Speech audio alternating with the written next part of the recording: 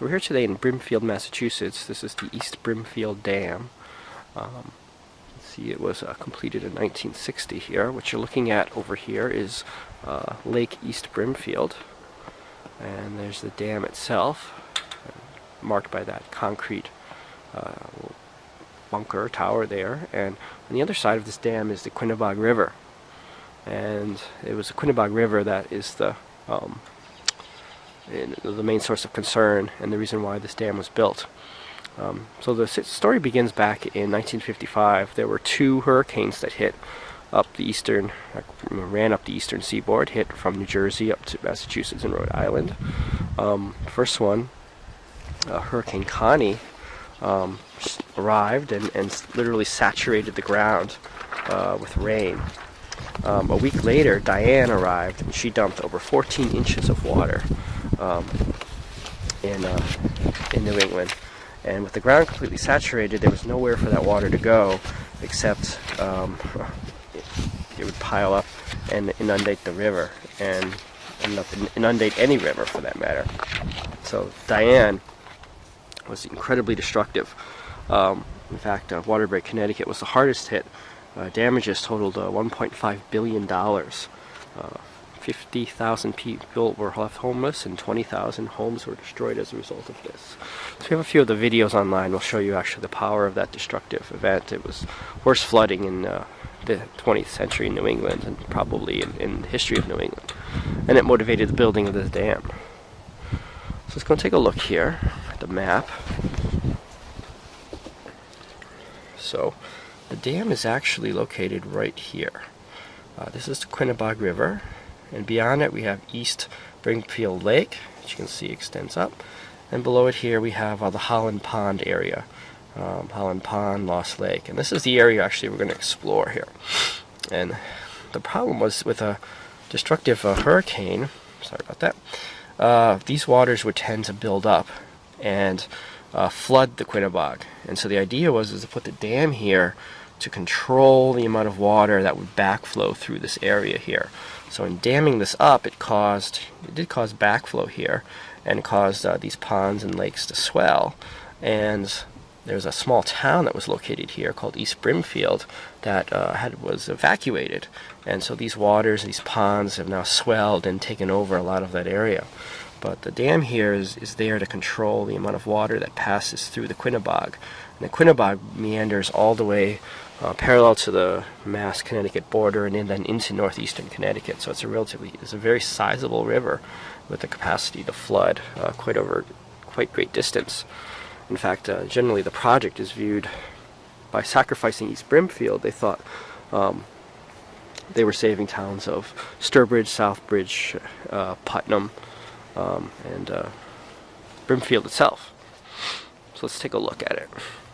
You see on the side, the length of this dam is 520 feet. Really has a peak. It can hold, if water rose to about the 48-foot level, it could withstand that much amount of water. Something on the order of 9.4 billion gallons of water. Span of the dam. We're starting to turn here. See the Quinebaug. There are two sluice gates that actually, on the dam side, that open up and allow water to pass through. The Quinebaug is bolstered on either side. You can see by rocks there, to further act as a buffer between surrounding land and the water itself. So there's the river. That's the river whose control is absolutely necessary. This river extends, as I said, into Connecticut and through Massachusetts. So East Brimfield was evacuated in 1957. People forced out. The dam was being constructed. So what we're going to see is down by the Holland Pond area, there's actually remnants of the town still there. A lot of the town is underwater. In fact, the trolley line that ran through East Brimfield, which is an old Miller district, actually starts on land and then goes straight to the water. But you can follow the line until it gets to the edge of the water. Similar things happen in Situate and and up by Quabbin, where in those cases towns were drowned in order to produce a stable water supply for large cities, such as Boston in the case of Quabbin, and Providence in the case of Situate. This dam, however, was built just to protect the river itself from flooding, just in case of a terrible storm. So those foundations are still there. A lot of those old foundations predate 19th century. Some of them are even older. The houses are gone. There's a lot of little relics, little tidbits of of people that were there. There was light fixtures. There's old tin cans from the 50s. On a pressed stone can. Within one of the foundations on my first trip there. So it's a really exciting place to look at. The few foundations that lie along the river's edge that we can get to and visit. Yeah. So that will be our next stop here. We'll actually venture out to what's called Streeter Road, just off of Brimfield Road, and see the foundations.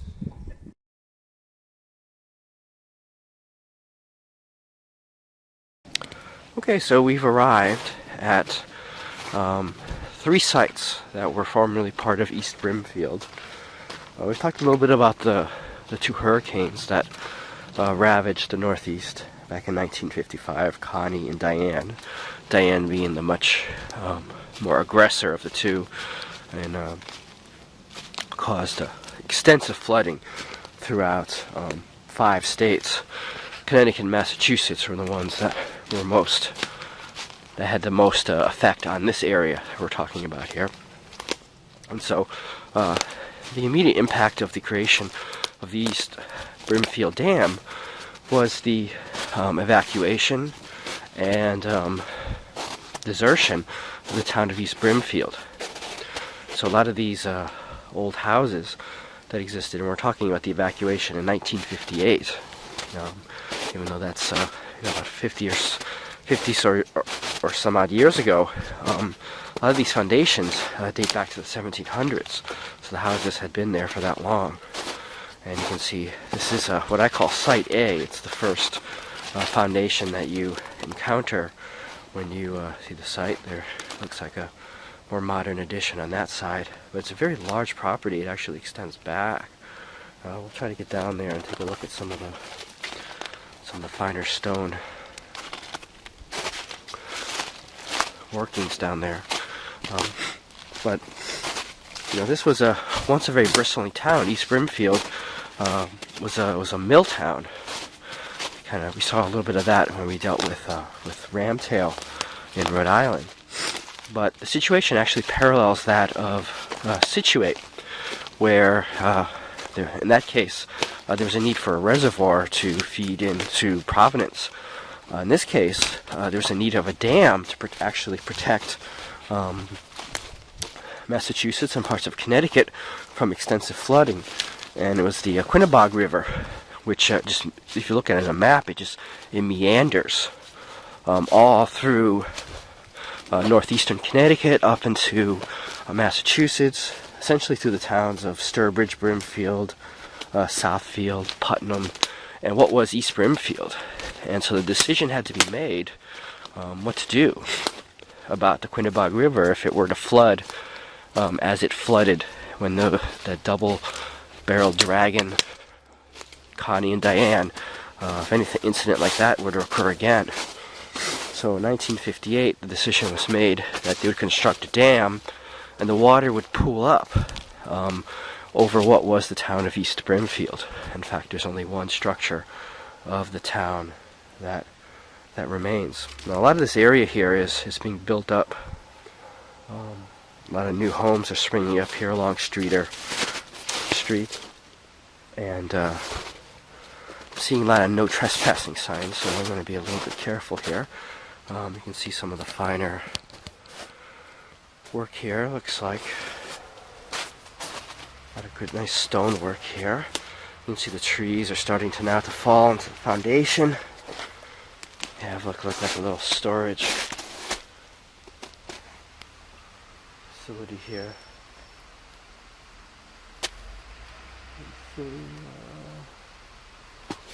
Some cars back there. We'll ignore them till we have to. You can see here. The extent of this foundation was quite large here. This is a very large home, and we'll see what the hubbub is about over there in a second here. But it's really miraculous.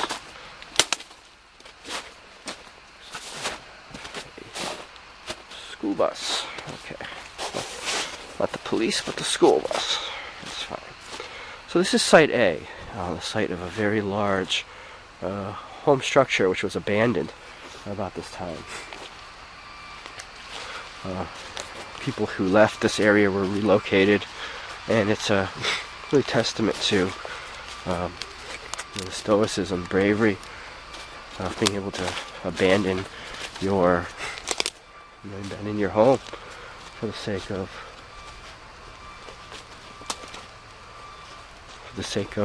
saving other towns. So we're coming along here to Site B.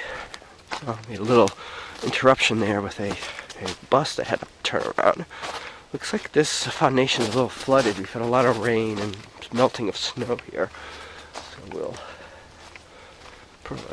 move forward with due diligence here. This is what I call Site B. It's like an entranceway with a stone wall. Little front yard here. You can see the flooding that has occurred from the melting of the snow here. So we may have to find an alternate way, or maybe not, judging from. So this little stream right here, this little lake that's set up, is actually within the foundation of one of these homes here. Whether or not this is adjacent property or the same owner that is not known. You can check property records on that. You can see the house was abandoned. Now the reason why these are still here and others have disappeared is literally most of the town went underneath the Lake Brimfield, what became Lake Brimfield when the dam was constructed, and there were some outlying homes which were just on the periphery of that, which managed to stay above the water line here. But we're not very far from the reservoir. We'll talk about the reservoir itself a little later and get over there.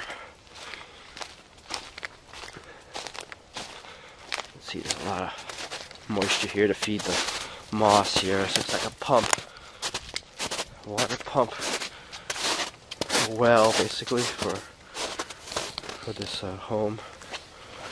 I'll take some pictures of it. Drop my camera. It's important to record these events, these old dwellings. With the sprawl of these suburban houses, who knows how much longer they're going to be here. I think this is interesting. We have a stone with a latch in it. Who knows what that was for? Just bear with me a second here. Anything for pulling up. It's from the Deming Company. I've actually been here before. Here a couple years ago when we first moved here, and did the first site investigation. It was East Brimfield, the abandoned village. You can see off in the distance there, moving construction vehicles. They're just cutting into this forest, getting closer to the reservoir here. This is a portion of the wall. It's absolutely beautiful. A lot more features here than what we saw in the 7th Baptist Cemetery, which was just completely snow-covered. None of that green, organic growth that will be anticipated here. Although this area is just as soupy as that area in Burlington here. Different stories, though. So here's the structure here. This is a good overview here as we get to the top. You can see this larger piece off in the distance here. Looks like it's part of one complete walled structure here. Could possibly be that. I'm just trying to get a look around. This could be like actually be a barn. You're seeing it's open-ended in the front there. You could have had a wooden door, and then you had the around it. And it's very open here. There could actually have been the opening right here in the front, and that could have been a back entrance for example, the back entrance here for, you put in hay, grains, and other things. So this could very well have been a barn or some attachment to the house that existed. And you can see stone walls projecting outward from there. Could have been like a pen for animals. I can see it's almost circular. That little pond that we were just at, it's almost circular, like a ring for animals. So we gotta be careful here because any electronic equipment is not going to survive that fall. That's the second site, and if I'm not mistaken, there's a third. If I am, you won't hear about it.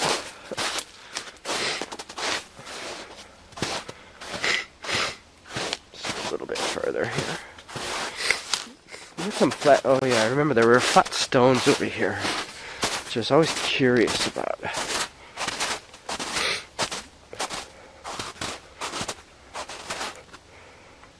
Exactly what these were used for. So obviously they were flat enough for some purpose. Obviously you could beat all sorts of grain on that and pull out the parts that you would need. So this area has become very residential, if you can believe it. And just in the middle of it, there is this wonderful lost village, abandoned village.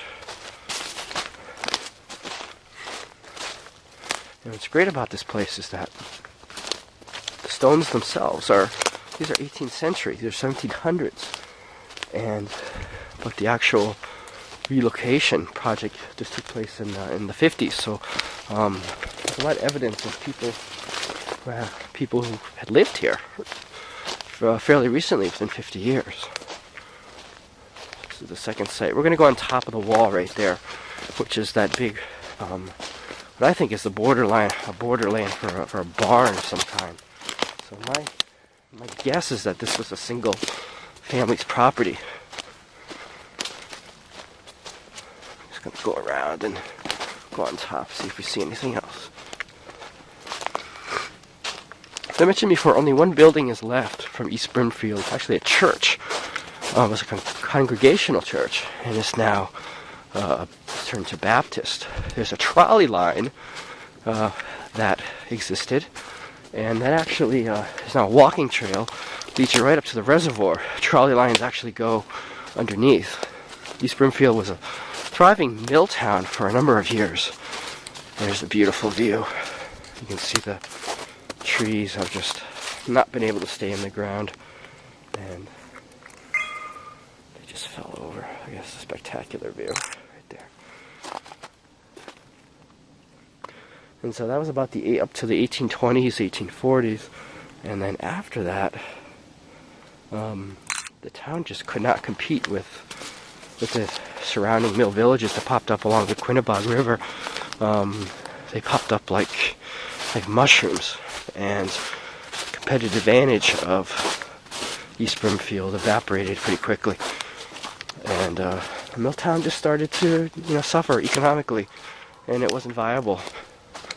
And that is perhaps one of the reasons why it was decided to essentially sacrifice one town for the sake of 4 or 5, Putnam, Sturbridge, Southbridge, Brimfield. They wouldn't have survived another catastrophe like happened in 1955. And here's it from ground level here. Oh, it's kind of a dicey step right there. So this is the site B. which I think was some kind of barn. This is quite a scary path down here. I just thought I'd show you this. A fallen tree across here. Look at that path down there. And bounded on either side by stone walls. Let's just travel a little further down. We have a little bit of time here. Looks like we had a stone block here. So that's a little different. I've actually never been this far. It was a lot thicker. Looks like a lot of the trees have come down either because of the winter thaw or perhaps been cut down.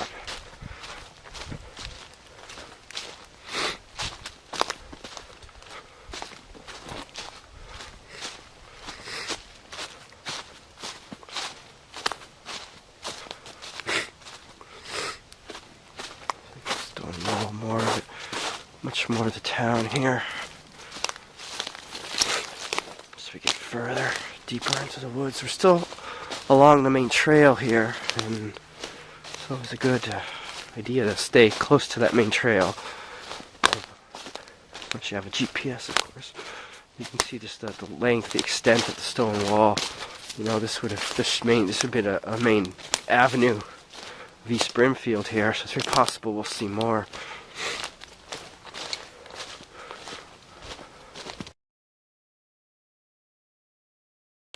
This is Site 3, another structure. You can actually see stairs on one side that led into what was the basement. On the opposite side, there's a spring mattress. Looks like some people have dumped some materials there. Looks like something, can't tell what that is, some kind of pump. But yeah, this on the other side of this lies exactly opposite the sites 2 and 3, so it's very possible that these were excuse me, two different businesses that existed. And I almost missed this one. That might have been where the oven was, right there. You see the main bedrock there right in the middle of the structure there. We saw that in case of bear hack. The oven was placed on a bed of rock here. So here are the stairs down into the basement.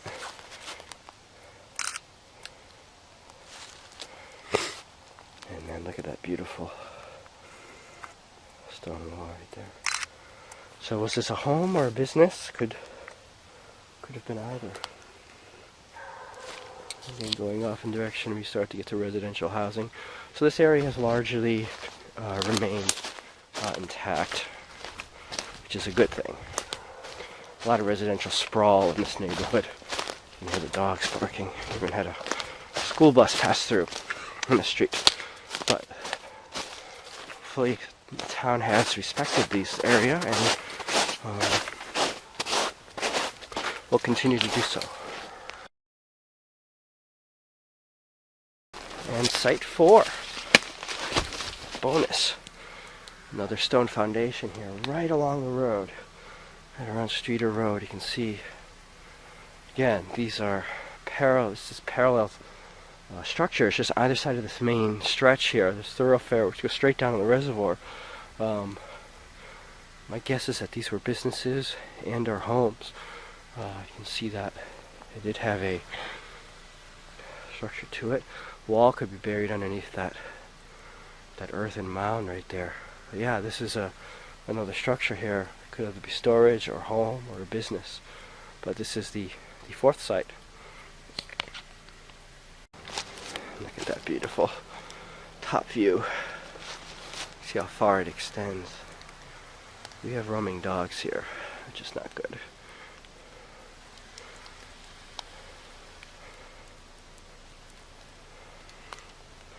I don't actually see stairs anywhere, unlike the other dwelling, which could mean that there was an open door, wooden door, which led directly into this, which would at least imply that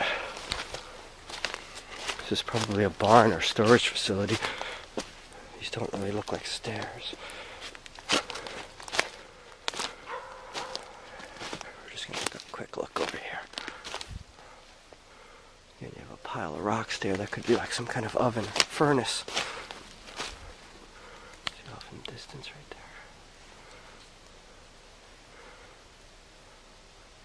It's beautiful. My guess is that this was mainly carved out of this whole spot right here, and this mound here could have grown over time. See, it's piled up with leaves. Look like people dumping leaves and branches. Site number 4 of East Brimfield.